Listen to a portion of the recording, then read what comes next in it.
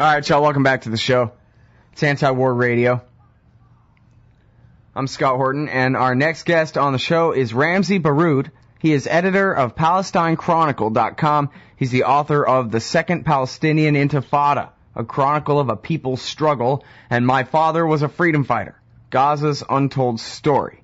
And he's got this very important piece, I think, at counterpunch.org. It's called East Africa at the Brink. Welcome to the show, Ramzy. How are you doing? Thanks for having me, Scott. Well, you're welcome. Happy to have you here. Appreciate you joining us. So, yeah, Sudan, there's a place I don't know a lot about other than a bunch of movie stars want us to intervene in a 5-year-old war in the West that I don't even think is going on anymore. But when it comes to South Sudan, the last I heard, there was a big peace agreement back in, 2005. They finally quit fighting some form of civil war. And then last year, right, the South seceded from the Union, which I thought the Americans were against that kind of thing. But no, apparently it's perfectly fine. Because America's on the side of the Southerners seceding. But other than that, I think I speak for most of my audience, too, when I say don't know too much. Heard rumors that this has something to do with keeping Chinese out of oil fields, something like that. But otherwise, I'd like for you to fill us in as best you could with what the hell is going on over there. Well, there's a lot of truth to what you said. I mean, just the beginning of an important discussion. The agreement you're talking about, the 2005 Comprehensive Peace Agreement, it was signed between the government in Khartoum, in the capital of Sudan, and Juba, the capital of South Sudan, which became fully independent last year in July of 2011. That war really lasted from 1983 to 2005, and it never came to a complete halt. As we know, civil wars tend to be very, very complex because yes, we call them civil wars, but in reality they involve so many other parties. So you had regional countries involved. You have Uganda, you have Kenya, you have Chad, you have other parties and other rebels taking advantage of that kind of chaos that's going on in that part of Sudan and kind of moving their troops there, either trying to perpetuate a conflict or take advantage of it somehow. So even though the Comprehensive Peace Agreement was signed in 2005, and even though there was a referendum in January of last year by which the vast majority of South Sudanese expectedly voted for independence, and that independence actualized in July of last year, the conflict carried on, and carried on for many reasons, partly because the outside parties were still interested in exploiting the situation in their favor, and the signing of an agreement doesn't mean their interest in that region ended. So they want to stay there. Now, the government in Khartoum is fighting at several fronts. They are still fighting some smaller wars in the Darfur regions and in the east, but they are also fighting the South Sudan Liberation Army, the SPLA, that did not completely disband at the border area. Yes, part of the SPLA became part of the South Sudanese army, but part of it remained in what's called the Kordofan region, North Kordofan and South Kordofan, and also the Unity province. They continued to operate there. The South Sudanese government is supporting them financially, and they see them as part of the continued fight against the North. The U.S. government supported them financially by about $100 million, and they supported them for many years, according to a statement made by, or a study rather, made by Amnesty International that came out 2 days before the independence of South Sudan last year. They accused Russia, China, but mostly the United States, of having a lot of military investments and support of the warring parties, especially the South Sudanese Liberation Army. So as a result, all of these things continue. Of course, there are more complications and centered around the issue of oil, which we can talk about, but this is just a brief to get us going on the subject. Mm-hmm. All right, well, boy, and that's already quite a bit there. I guess, well, let's go ahead and head that direction right now then about the oil.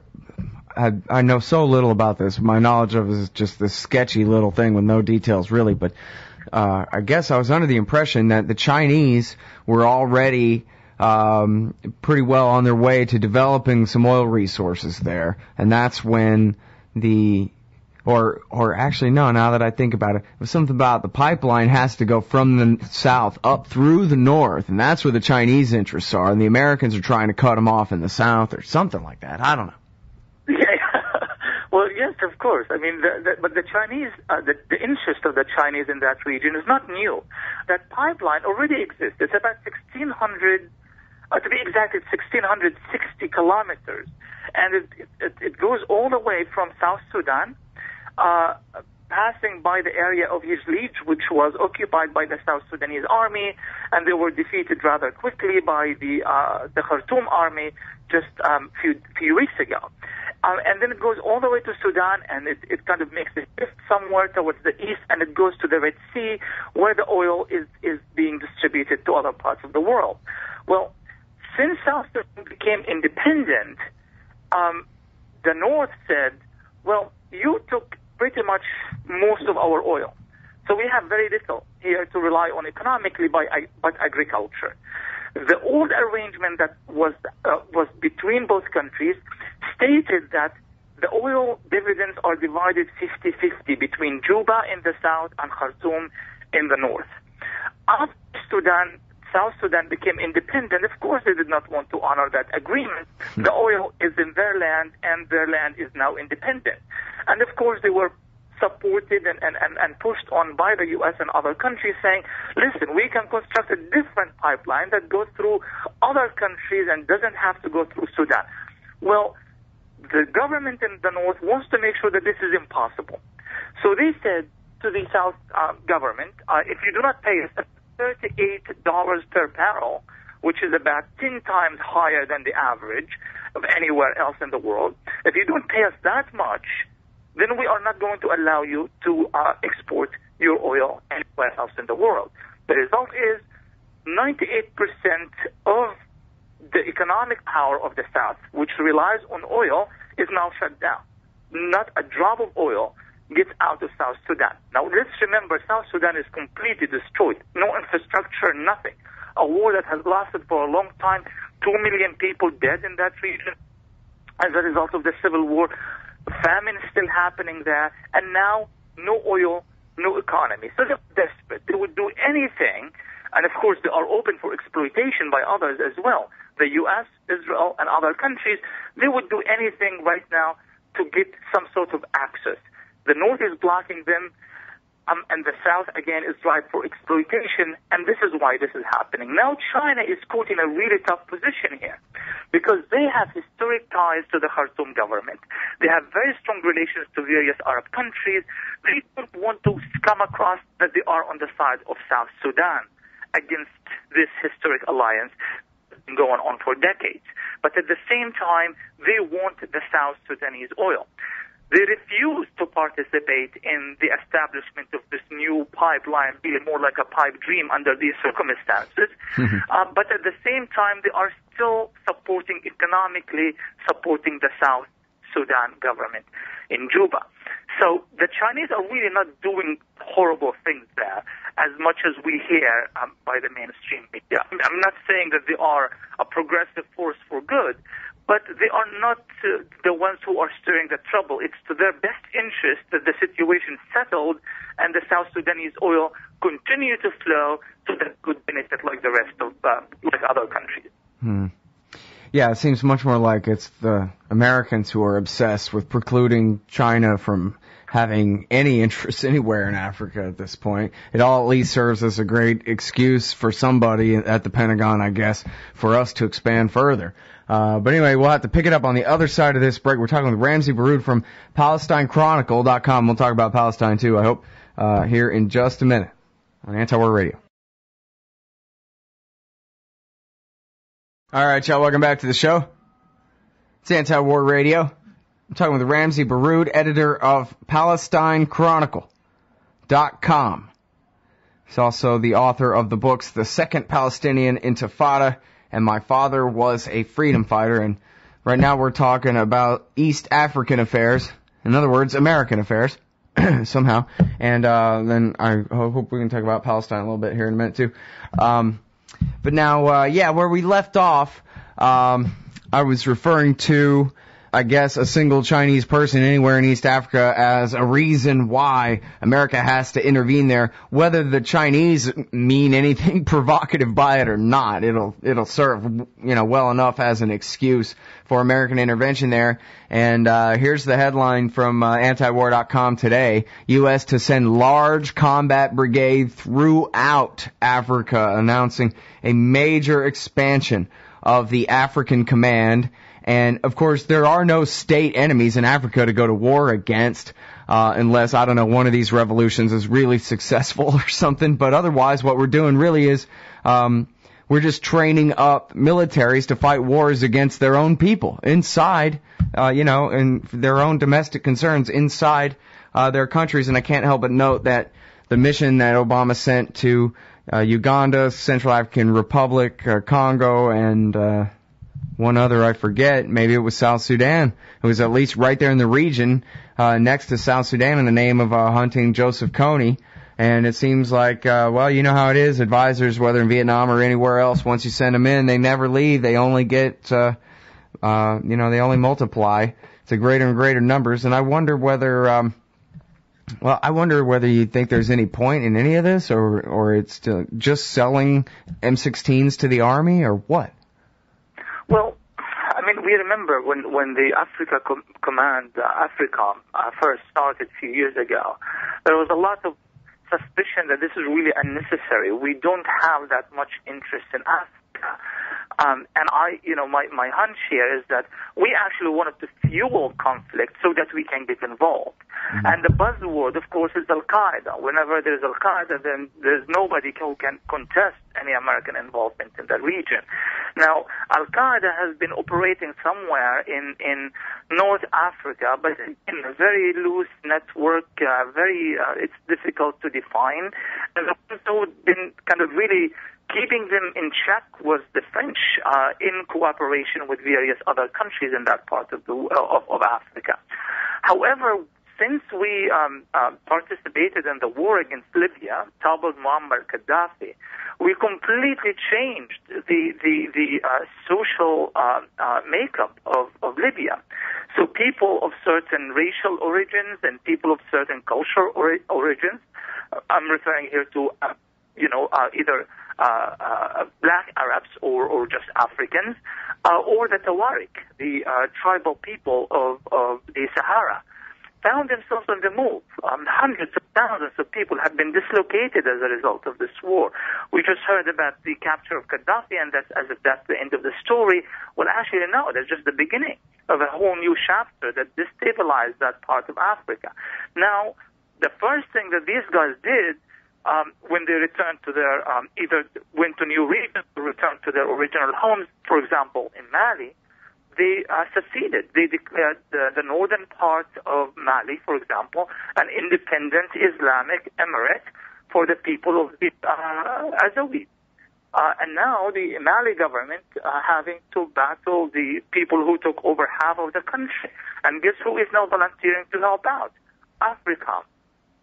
So we have this situation in which we create trouble purposely, and then we say, well, we need to remedy it somehow. Then we get involved, we create more trouble, then more side effects, and therefore the trouble expands, but we expand as well. So now AFRICOM is becoming, well, of course, we have to battle Al-Qaeda. They took over. They actually have an independent country. This is the first time, perhaps, in the history of this movement where they can actually claim a territory as their own. And of course, AFRICOM has got to involve and now to expand and so forth. So not only are they expanding that part of Africa, but also in East Africa as well. They have been going after Uganda to open new branches for AFRICOM there. The Uganda government has been opposing that for various reasons, but we think that eventually they will not only succeed in penetrating Uganda and Kenya, but also South Sudan. They have to. Especially they are paying a lot of money, and the South Sudanese government doesn't have the power, neither the political power nor the resources to oppose that push much longer in the future. Mm-hmm. And now, I guess they say that there's a lot of undeveloped oil resources in Uganda, but how much is a lot? Is it anything like what... I mean, obviously, the empire doesn't face the same kind of profit and loss tests that a company has to, but is there anything like enough oil that would seem to justify, even in the mind of these people, that it's worth dominating even? Well, we don't really know for sure because much of these regions are unexplored as far as energy sources are concerned. Much of the economies and the infrastructures are underdeveloped or developed rather. So we really don't know what is going on as much as the wealth. In my opinion, it's much more important than the issue, or direct than the issue of just is there oil to be exploited or not? If not, then we are not going to be there. If yes, then what are we doing there? I think it has a lot to do with the fact that China is increasingly becoming the number one trade partner with all African countries. I think that number either actually did happen or it's going to happen in the next couple of years. China is having a great deal of influence through building schools and hospitals and that sort of thing, but also having much more fairness in the way they trade with various African countries. Europe is very alarmed by that, but Europe doesn't have the military capacity to exert itself as much as the United States does. The U.S. has that winning card of the war on terror, so they can deploy anywhere at any time. In fact, I am certain that they are in many more places in Africa than we actually know that they are. Europe doesn't have that sort of political and military maneuvering capabilities. The U.S. does. So I think the U.S. is trying to choke any Chinese influence in parts of Africa. They are trying to create shortcuts for themselves. They are trying to block that kind of Chinese influence in that part of Africa. But another important issue here is that we should not neglect the fact that Africa itself, I mean, it's not about, this rush for Africa as if Africa has no political will on its own. That actually is not true at all. The African countries, and of course I'm talking relatively here, have been trying to unite around political and economic ideals. South Africa in particular in the south and Libya under Gaddafi in the north, believe it or not, had a great deal to do with that new African unity. What they are trying to achieve here is to have better negotiation power with China, with the U.S., with the European Union, with Middle Eastern countries. So we're not talking about a European Union style of unity in Africa, but at least we're talking about countries that finally have some sort of a platform that allows them to negotiate and to assert their independence. And this is the first time it really happened since the 50s and 60s when countries like Ghana and others began gaining their independence.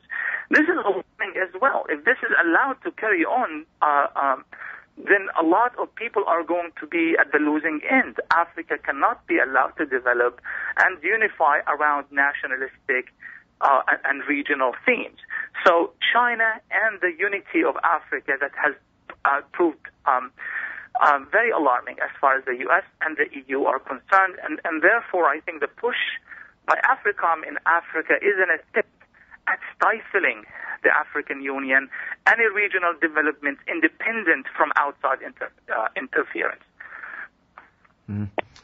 All right. Well, we have so very little time. I guess can I ask you just very quickly what you think the new super duper majority for Netanyahu in the Israeli Knesset means for the future of any hope of any kind of real negotiations, a Palestinian state or whatever is your preference for how we get to peace from where we are now in the Israel-Palestine issue?